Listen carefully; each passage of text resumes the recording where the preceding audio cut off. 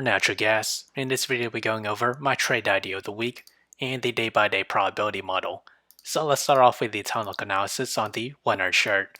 We're in negative MACD. As we extend that to the 4-hour chart, we still remain in positive MACD. We did see it diverge and it appears to be approaching to negative MACD territory as we're seeing increase in the red MACD bars.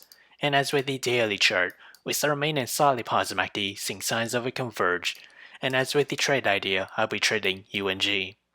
My trade position size for is less than 1% of my portfolio. My long entry is at $14.41, and that is its range here. My sell target is at $16.21. My stop loss is at $13.65. However, if I were to open a short position, my entry is at $16.41, and that is its range there. My sell target is at $15.21, and my stop loss is at $16.63. So whichever entry price were to hit first, that'll be my position of the week. So how did I develop these trade ideas?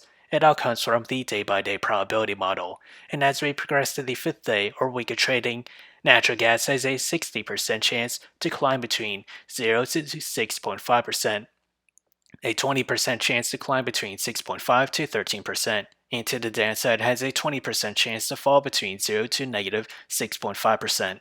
So if you enjoyed this content, feel free to like, comment, subscribe, and thank you for watching.